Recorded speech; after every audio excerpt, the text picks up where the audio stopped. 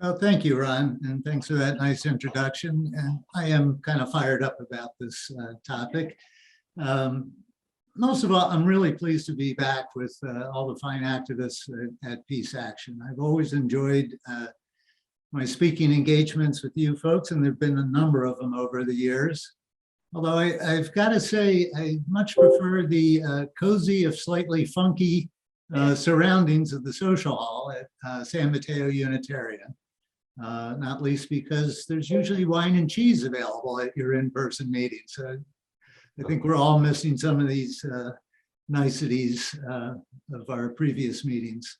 And I'm also delighted to see such a large turnout tonight. Thank you one and all for tuning in this evening. I'm also grateful for Ron's serendipitous timing of this program. When Ron first contacted me about a month and a half ago, there was very little being said out in the general conversation space about the substantial threats to democracy that we're facing. The silence coming out of Washington was of particular concern. The need to raise the alarm was clear.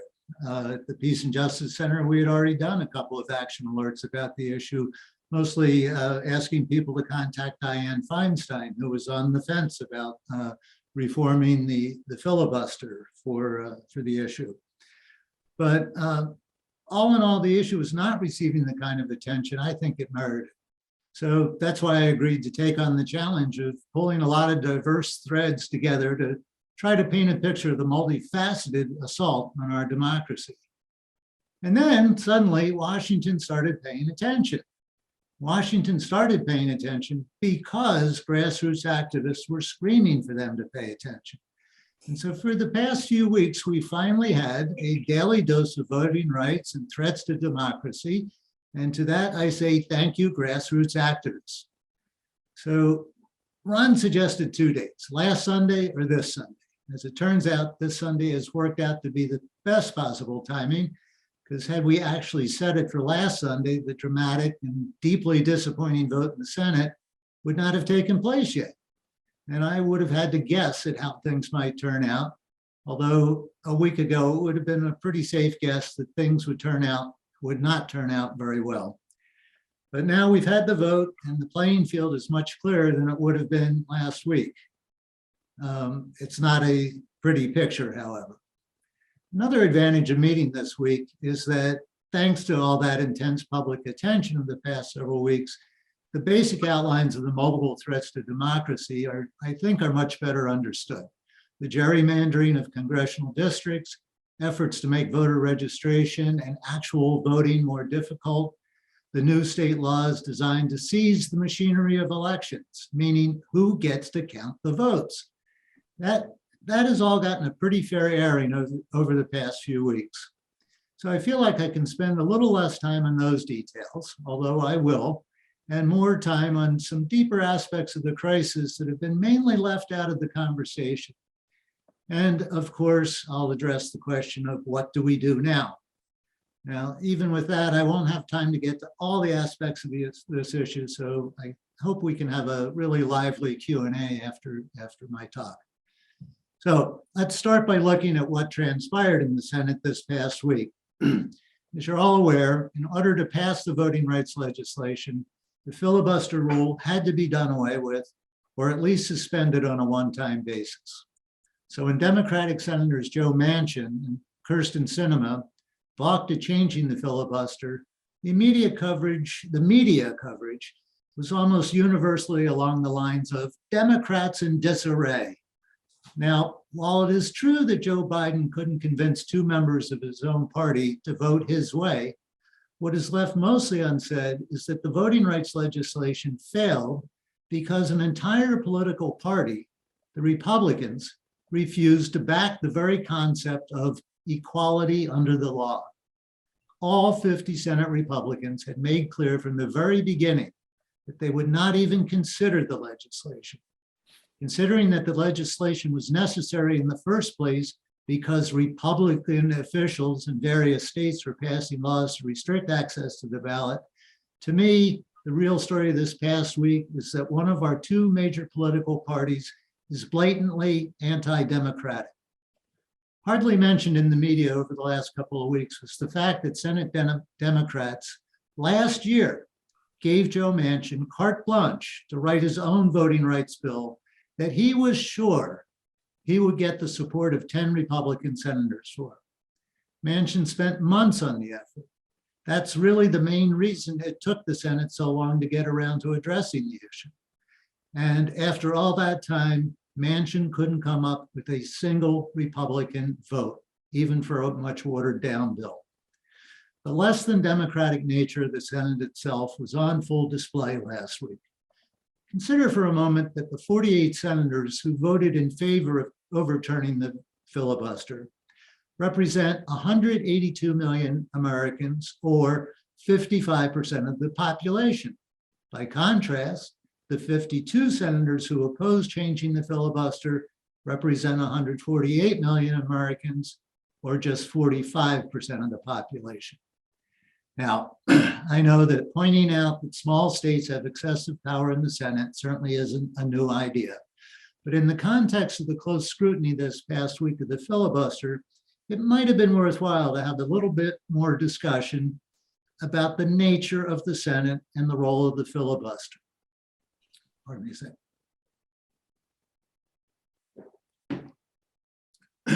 Manchin and Sinema both made the argument that the filibuster is necessary to avoid wild policy swings. Manchin called it, quote, the fire of political whiplash and dysfunction, end quote. Well, the man can turn a phrase. When the majority in the Senate changes from one party to another, that's his political whiplash. Manchin frequently cited James Madison to support his position. He noted that Madison had written in his notes about the first constitutional convention that the purpose of the Senate was, quote, first, to protect the people against their rulers, secondly, to protect the people against the transient impressions into which they themselves may be led, end quote. Well, Senator, that's true. Madison did write that, but he did not propose the filibuster as a solution. In fact, that word was barely even known at the time. And there were no political parties at the time either. No political parties when they wrote the Constitution. The founders actually opposed the formation of political parties and did not anticipate that political parties would develop. Now, Madison's notes from the Constitutional Convention make clear that he thought the nature of the Senate, where small states are overrepresented and staggered elections, 1/3 elected every 2 years, the nature of the Senate as it was being structured and proposed would itself be sufficient protection against those transient impressions. I think it's important to stay focused on the filibuster because its existence impacts not just voting rights, but all manner of legislation. And the intense effort to preserve the filibuster is another very important yet under-discussed aspect of this past week's maneuverings in the Senate, namely the flood of lobbying money from corporate America that preceded the recent Senate vote. Mainstream media didn't touch this story at all. For example, last April, the dark money group Heritage Action, which is the lobbying arm of the right-wing think tank Heritage Foundation, described a $24 million plan to, quote, they announced a $24 million plan to, quote, block federal legislation and tackle state-based voting reform, end quote. A key part of that anti-voter effort was blocking filibuster reform. Quote, it's an all hands on deck moment, said a top Heritage official. All hands on deck included Heritage Action spending millions of dollars on ads in West Virginia and Arizona, opposing filibuster reform. Curious pick of states, huh? It also included financing a rally in West Virginia to urge Manchin not to vote to reform the filibuster. Heritage billed the rally as standing up for West Virginia values, but they ended up having to populate the rally by busing in demonstrators from out of state. The infamous Koch brothers, now just one brother, also got into the filibuster game. They spent $500,000 on ads and grassroots rallies, make that AstroTurf rallies, again in West Virginia and Arizona, opposing filibuster reform to enact the voting rights legislation. Not to be left out of the action, the U.S. Chamber of Commerce also spent big on opposing filibuster reform. Why? Because the filibuster is corporate America's kill switch for legislation they do not approve of. Indeed, the Chamber has long opposed tinkering with the filibuster for this very reason. Last year, the Chamber issued a memo about how important the filibuster is to corporations. Quoting from their memo, quote, "For example, within 2 months, the House of Representatives has passed a $15 minimum wage and a radical rewrite of US labor law," the organization wrote. "Because of the filibuster, neither can become law as currently written. In a world without the filibuster, both might be the law of the land," end quote. Well, I'm glad the Chamber of Commerce could really dodge that bullet. One final note about the filibuster acting as a kill switch for corporate America. It has been noted in passing that both Manchin and Sinema voted for a filibuster suspension just last month in order to raise the federal debt limit. Well, that's because the Chamber of Commerce was all in favor of saving the economy from the threat of default, and so it gave a bright green light to overturning the filibuster in that particular instance. When they voted in favor of suspending the filibuster last month, therefore, Sinema and Manchin were at no risk of hurting their ratings with the Chamber of Commerce, which gives Sinema a grade of 100% and Manchin 98%. Oh my God. Let's now take a look at the various state laws that have been enacted around the country that have indeed put our democracy at risk. Again, back in December, when Peace Action asked me to speak on the topic, it seemed to me that a lot of people just weren't aware of the nature and extent of these laws. Thanks to the last minute push recently to preserve voting rights, I think now there's a lot more awareness about these laws, but I think it's also worth reviewing them, if only because there are so many and they are so varied.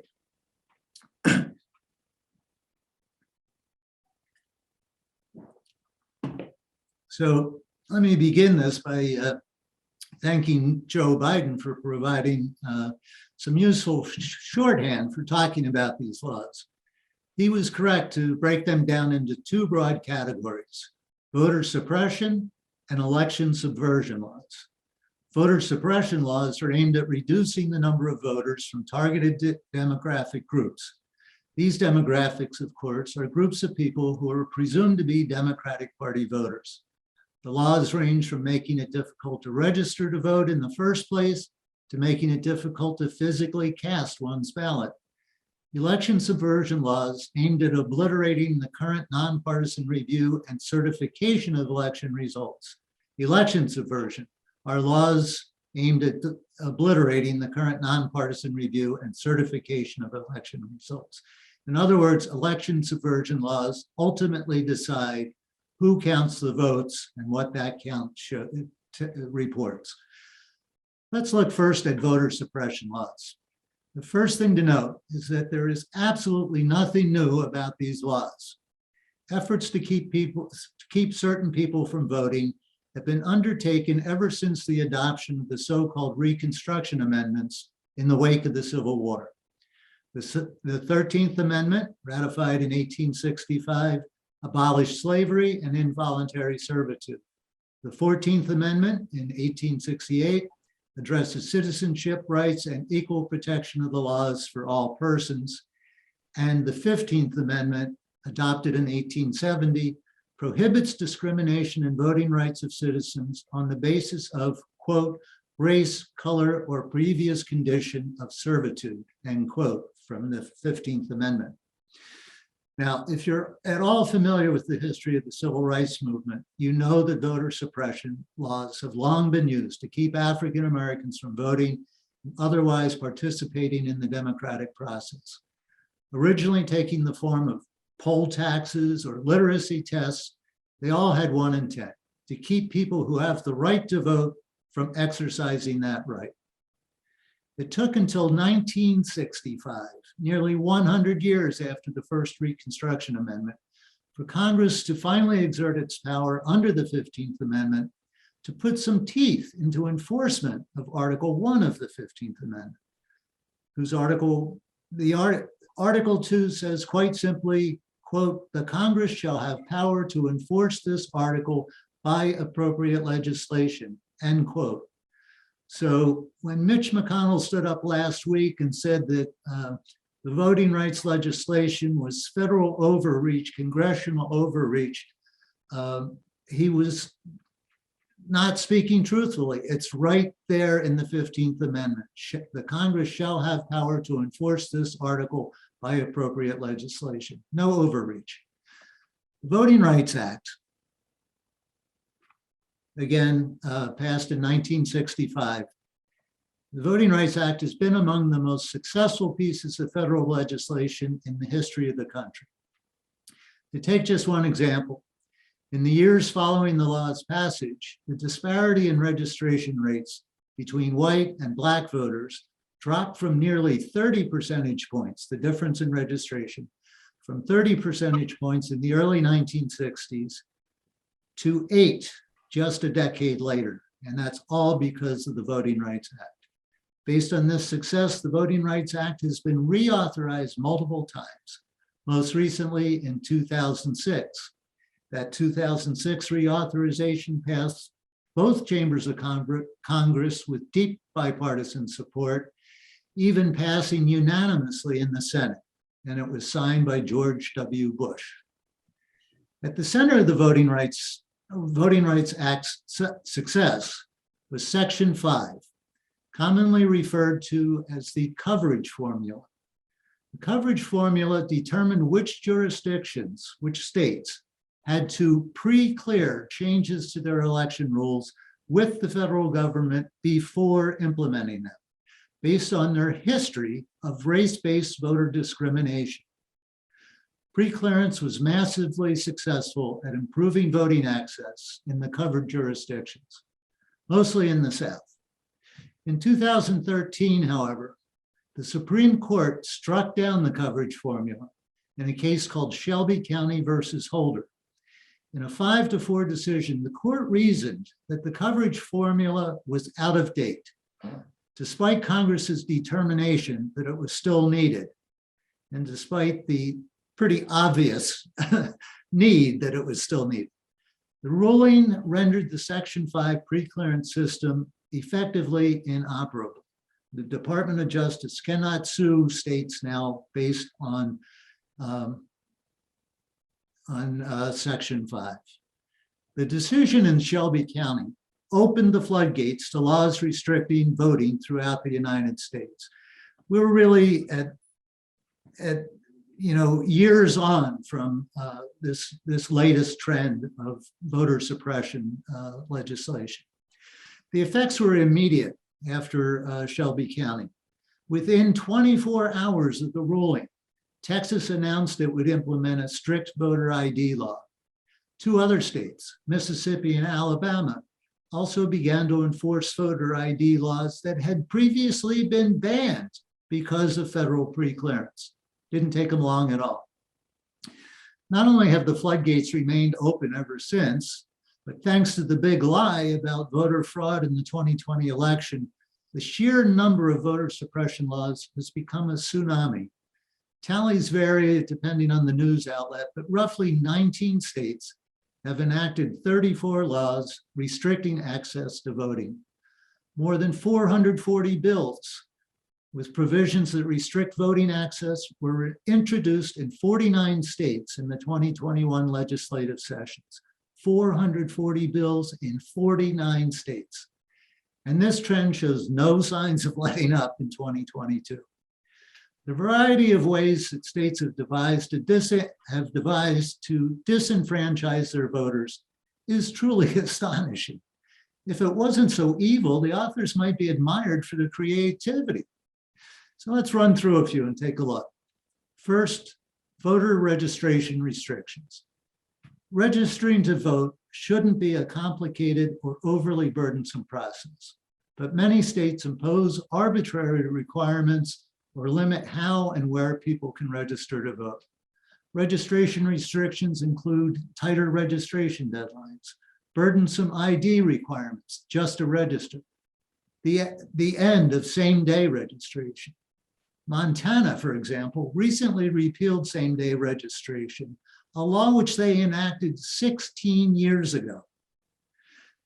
These restrictions also include residency requirements, longer time living in the state before you're allowed to vote, and ex-felon disenfranchisement.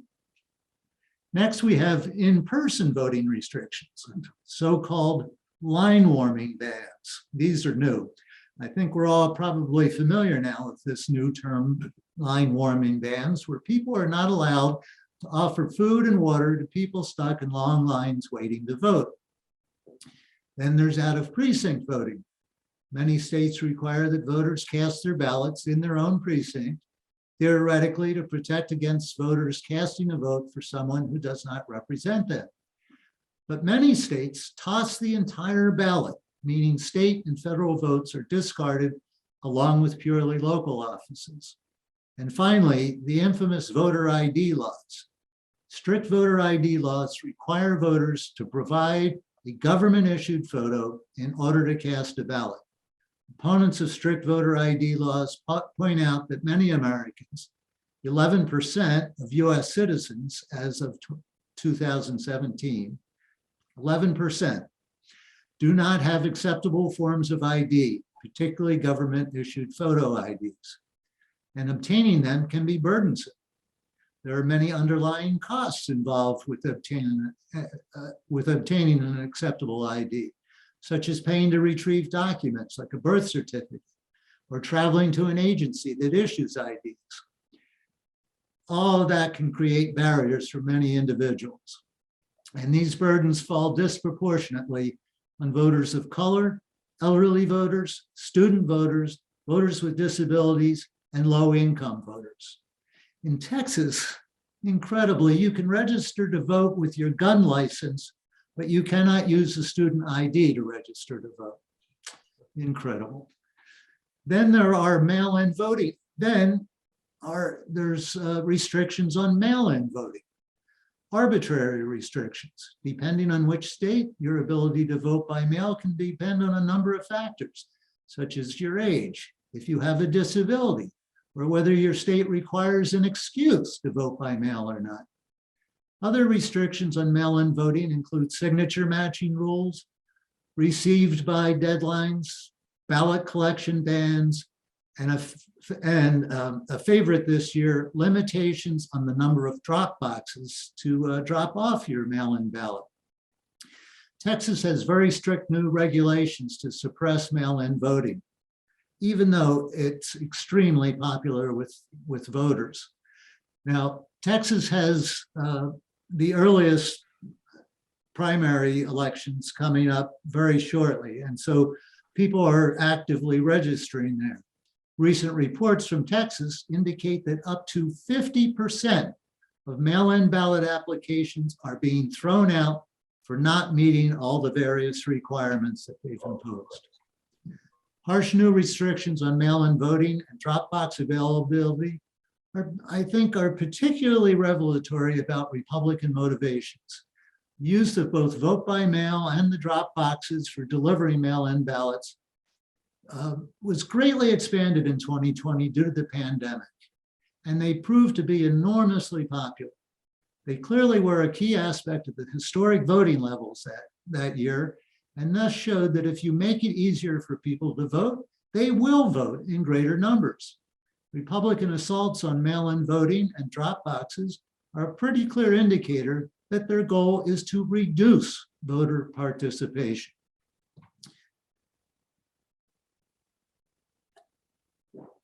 The voting rights legislation that recently failed in the Senate would have addressed most, if not all, of these voter suppression problems. Section 5 of the Voting Rights Act would have been sufficient to keep many of them from even getting enacted in the first place. Without Senate action, the only challenge remaining to these restrictions is in the courts. The good news is that there are many, many such legal challenges to these tactics going on right now. The bad news is that there's no guarantee of success for any of them. Another favorite form of voter suppression comes with gerrymandering congressional districts. That is, redrawing district boundaries to favor one particular constituency while diluting the impact of the votes of the disfavor. With the 2020 census having finally been tallied, new congressional district maps are currently being put into place in every state, as called for by the Constitution.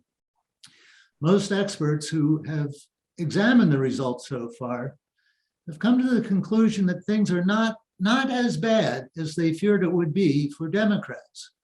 But with such a slim margin in the House as it is, any level of bad has the potential to be disastrous if Republicans can retake the House majority through a combination of voter suppression and gerrymandering. Now, one of the reasons that analysts say things are not as bad as they might have been is that Republicans seem to have concentrated on locking in their previously gerrymandered districts, rather than trying to create new Republican-friendly districts. Texas is a state where this appears to be the case, and can demonstrate what I mean by this. Under the old maps, Texas voters gave Joe Biden 47% of the state's vote. Democratic candidates won 36% of the congressional seats that same year. But under that old map, Democrats theoretically could have won more seats because there were actually quite a few competitive districts that could have gone either way. Now the Democrats can find themselves confined to strictly non-competitive districts. In order to win more than the 36% that they garnered in 2020, 36% of the seats, Democrats would have to now poll at 58% statewide to get that same number. Put another way, Texas could turn blue, but Republicans would still hold a 2-to-1 advantage in congressional seats. And that seems to be the pattern around the country. Again, the voting rights legislation that just died in the Senate confronted gerrymandering head on. At the core of the bill's redistricting reforms was a robust statutory ban on partisan gerrymandering in the drawing of congressional maps that could be brought in federal court in Washington, D.C. This ban would fill the gaping hole left in 2019 when the Supreme Court held that federal courts had no power to decide partisan gerrymandering claims asserted under the U.S. Constitution, leaving the policing of gerrymandering instead to the states and to Congress. They did that because the Constitution says that states get to design their own methods of voting. But as we also saw, Congress has the power to enforce fair voting. Now, that devastating ruling from 2019 remains in place. Currently, many new maps are being challenged within their own states, but if the challengers lose in state court, that's the end of the story. They can't seek relief in federal court. That brings us to Biden's category of election subversion. This is a whole new concept for stealing elections, and probably the Republicans' vilest invention yet. You'll recall that in the wake of the 2020 election, the White House engaged in a concerted effort to convince numerous state election officials to dispute the results. They tried to get state legislators to decertify the official results and send their own slate of electors to the Electoral College. That plan failed. It failed because state election officials around the country, Republicans and Democrats alike, acted in a nonpartisan way on behalf of the public interest. So what's the Republican response to nonpartisan public servants acting in the public's interest? Get rid of them and put in people who will be more than happy to fiddle with vote counts. And if that fails, the plan in some states is to authorize the state legislature to nullify the findings of its own election officials and select its own state of electors to be sent to the Electoral College. Already, over 100 candidates who are running for state-level election administration positions are very public and very vocal big lie supporters. It is clear they are running for these positions because those positions will give them a big say over the final vote count. And yes, put vote count in scare quotes for those states. You'll recall the notorious phone call the previous president made to Georgia Secretary of State Brad Raffensperger, trying to intimidate him into finding 11,000 votes. In 2024, there just might be a friendlier voice on the other end of the line. Or recall the former president calling Michigan state legislators to a meeting in the Oval Office, where he tried to persuade them to have the state legislature nullify the findings of the State Election Commission and send their own hand-picked slate of electors. They declined to do so because they didn't have the authority to do so. But that's no assurance for the future if it is state law that the legislature is entitled to do just that. Election subversion is even more dangerous than voter suppression because it takes place after the votes have been counted. Could this type of tactic actually withstand a court challenge? That's not clear. But the fact is that the Constitution does give state legislatures the power to select their own electors if they choose to do so. And most states did that. They chose the legislatures chose the electors, but over the years, all the states decided that electors should be chosen by the popular vote. What the Constitution does not address is a state legislature invoking this right after the people have voted. We don't know how that might come down. So indeed, we are in the midst of a democracy emergency. With the full voting rights package now a dead letter in the Senate, voter suppression could very well lead to anti-democracy Republican majorities in the House and the Senate in 2022. With that cover, states will ramp up their anti-democratic tactics in anticipation of the presidential election in 2024. It is a dire situation. So, what can we do? We have limited evidence, that's for sure. Legislative remedies are off the table for now, so there's nothing to lobby for. But there are various legal challenges to a number of the voter suppression tactics. Financial support for groups that are fighting these legal battles, like the ACLU, which is really out in front on a lot of these. Financial support is always necessary, so consider that as an action to take. The critical focus will certainly need to be on the midterm elections, and there are plenty of ways to help in those campaigns, even from afar. Support voter registration efforts, either financially or by going door to door, even out of state if you can do so. Support get out the vote efforts, especially in the most vulnerable states. Most campaigns now have ways for you to call or text voters, even out of state, to encourage voters to get to the polls. Do it. Sign up today. And be prepared to do this for down ballot candidates as well, especially ones with an official role in election integrity. Although the situation is grim, it is not hopeless. I always find hope by looking to those who came before us. Throughout our history, disenfranchised people have fought for the right to vote, perhaps none more so than women, who were disenfranchised from day one of our republic. If we are to keep our republic, we must take inspiration, strength, and yes, hope from that history, the people's history. Democracy occurs in the voting booth, in our institutions, and in the streets. And we can take hope from recent history. Let's not forget the blue wave of 2018, or the historic record-shattering turnout in the 2020 election. Both of those transformative events, I think, can be seen as a direct repudiation of anti-democratic forces. Hopefully that'll repeat in 2022 and 2024. And finally, let's take inspiration and hope from the heroic people of Georgia, who in the wake of a truly stolen election organized their way into history. The images of voters enduring enormously long lines for hours in order to cast ballots will stay with all of us, I think.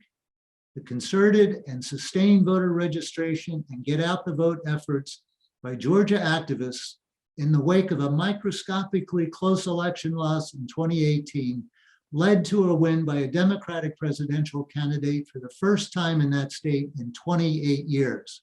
Their efforts also resulted in the elections of the first African-American senator and the first Jewish senator in the history of Georgia. In 2022, let's all be Georgians. As a longtime grassroots organizer, I always say that democracy must be exercised every day, not just on election day. That's truer now than ever. All of our lobbying, educating, and protesting and letter writing is, after all, in the end, aimed at impacting the votes on election day. So we need to protect those votes, and for that, we'll need a lot of that everyday kind of democracy. That's it. Thank you for your time and attention. Let's have a nice conversation. Thank you.